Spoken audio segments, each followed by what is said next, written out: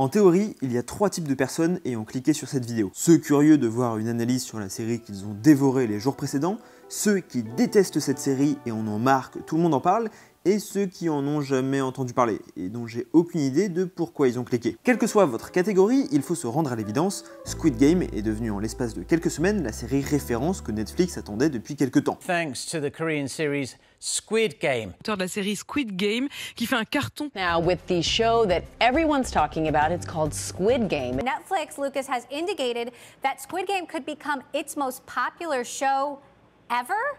Really? J'en parlais dans une vidéo sur la plateforme de streaming, mais il faut savoir qu'elle se nourrit de ses coups d'éclat. Pour 10 séries complètement oubliables, Netflix en a besoin d'une qui cartonne pour ensuite capitaliser dessus les années à venir. Et là, on a vraiment affaire à un phénomène d'une ampleur particulièrement importante. Un fournisseur d'accès à Internet en Corée s'est même plaint auprès de Netflix, car il accuse la série d'être à l'origine d'une augmentation massive du trafic. Ces dernières années, l'exemple le plus flagrant était probablement la Casa de Papel, dont le phénomène est grandement comparable à Squid Game, même si pour le coup, la première saison n'était pas directement produite par Netflix. Mais depuis, on a le droit aux happenings, aux espaces games, et surtout aux saisons de suite de trop, pour que le géant américain puisse bénéficier pleinement du phénomène. Mais pour qu'il y ait phénomène, il faut bien que la série plaise aux gens avant tout. Et là, pour moi, les similitudes entre Squid Game et la Casa de Papel sont assez claires.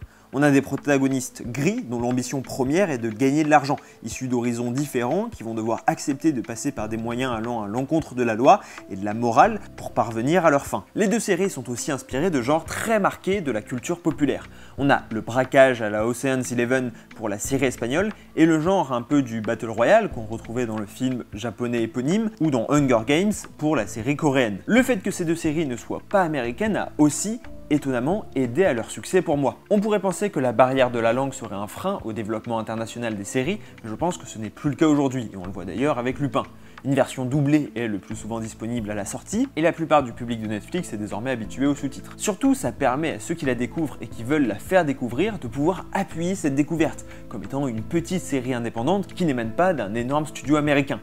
C'est pas le cas, mais ça donne cette impression. En plus, c'est assez dépaysant et donne plus facilement l'impression d'une série dont l'univers sort du lot, rien que parce que la culture des personnages n'est pas la même que la nôtre, et leur langue non plus. Dans la liste des ressemblances qui ont contribué à leur succès, je ne peux évidemment pas passer à côté du design, notamment des tenues toutes rouges avec le masque de la Casa de Papel et la même chose en rose pour Squid Game, qui serait d'ailleurs directement inspiré d'ouvriers d'une usine.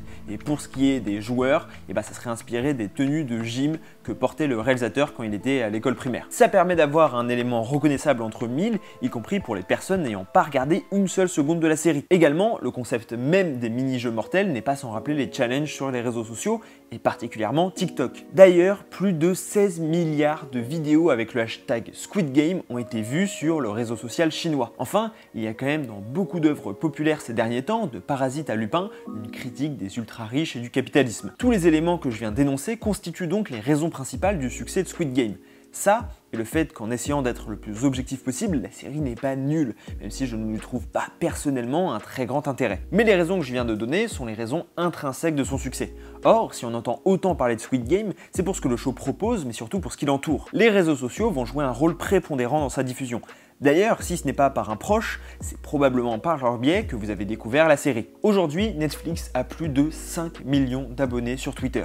Si demain le CM de Netflix décide de tweeter uniquement sur une série, croyez-moi, on va finir par en entendre parler. Mais en réalité, ils font quelque chose de bien plus intelligent.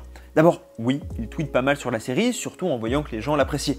On n'a pas vu énormément de tweets sur Jupiter's Legacy. Puis, surtout, ils retweetent beaucoup d'influenceurs ou de lambda qui postent des tweets sur la série, que ce soit des mèmes ou des avis positifs. Cela va nous donner l'impression dans notre TL qu'une personne lambda que l'on suit a apprécié la série, et que c'est un avis partagé puisque le tweet en question a souvent pas mal de likes grâce au retweet de Netflix. Le compte va alors servir de catalyseur de la hype, et la pousser un peu plus loin, notamment en changeant sa photo de profil par exemple, ou en interagissant avec des gens sur le sujet. Et une fois qu'on aura vu passer 3-4 fois le nom de la série sur les réseaux sociaux et certaines images, forcément on va plus facilement s'y intéresser. Netflix va même désormais plus loin en voulant s'insérer concrètement dans le monde réel, avec l'ouverture du concept store à Paris, qui a même été victime de son succès et a connu des débordements, mais également avec la poupée au passage piéton aux Philippines. Ça va permettre de pousser l'engagement des spectateurs au-delà des réseaux sociaux et de les rapprocher de la série. Surtout qu'avec la mode du binge-watching, le risque est que le viewer passe rapidement à autre chose après avoir vu la série en quelques jours. retours. Les mèmes et les happenings vont permettre d'entretenir l'intérêt pour la série auprès des gens qui l'ont déjà vue et qui risqueraient de passer à autre chose. Et là va s'opérer le phénomène du U inversé au niveau de la hype, avec au début peu de hype, puis une montée petit à petit avec de plus en plus de gens qui en parlent, puis un plafond, probablement atteint cette semaine avec l'ouverture du concept store de Netflix sur la série. Et ensuite on a une redescente avec un ras-le-bol de la part des gens qui n'ont pas regardé la série et une lassitude de la part de ceux qui ont fait vivre la hype pendant ces dernières semaines. Avant d'être un phénomène culturel, Squid Game est donc un phénomène social, avec des réseaux sociaux qui se reposent de plus en plus sur des private jokes, des mèmes ou des expressions incompréhensibles pour les locals non initiés. D'ailleurs, Netflix participe énormément à amplifier ce phénomène social au-delà de ses comptes sur les réseaux. En effet, tous les 3 mois, Netflix nous explique que la nouvelle série à la mode est en train de battre tous les records. En ce moment, c'est Squid Game, mais ça a été Lupin, Bridgerton, The Queen's Gambit, La Casa de Papel, etc. On ne sait pas comment Netflix calcule le nombre de visionnages d'une série, et ils ont tout intérêt à nous faire croire que tous les 6 mois, une nouvelle série phénomène explose, pour renforcer cette pression implicite poussant les gens à la regarder. Lorsqu'une partie des gens que vous suivez se mettent à rire ou à parler d'une série, vous vous sentez alors forcé de regarder pour comprendre le phénomène, et ne pas se sentir exclu. De plus, sur les réseaux sociaux, quand ça s'emballe, tout le monde se met à en parler. On compte 386 200 messages publiés en français, soit 6 fois plus que pour la sortie de La Casa de Papel, et 536 articles de presse sur Squid Game. Il va y avoir une pression sociale implicite qui va venir s'exercer sur les personnes n'ayant pas vu Squid Game. Une étude de A.T. Oksanen a démontré qu'on avait tendance à changer nos comportements et nos goûts pour nous intégrer à des groupes sociaux au sein des réseaux. Lorsque tous les comptes que l'on suit revendiquent le fait d'aimer une série, on n'a pas vraiment d'autre choix que d'aller au moins jeter un coup d'œil pour avoir un avis sur la question. C'est pour cette raison que même ceux qui ne regardent pas vont ensuite revendiquer le fait de ne pas avoir regardé ou de ne pas avoir aimé, à base de « Ah, je suis le seul à pas avoir vu de Squid Game, lol. Ah, je suis le seul à pas avoir aimé Squid Game. » Et cela pour participer à ce phénomène malgré le fait de ne pas l'avoir visionné. On est d'accord que c'est un peu lourd les personnes qui se sentent obligées d'affirmer haut et fort qu'elles n'aiment pas quelque chose d'ultra populaire juste pour paraître un peu différent.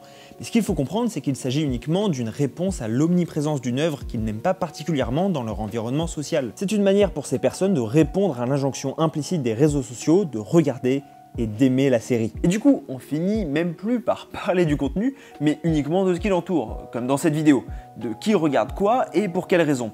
Et ça, pour moi, c'est insupportable.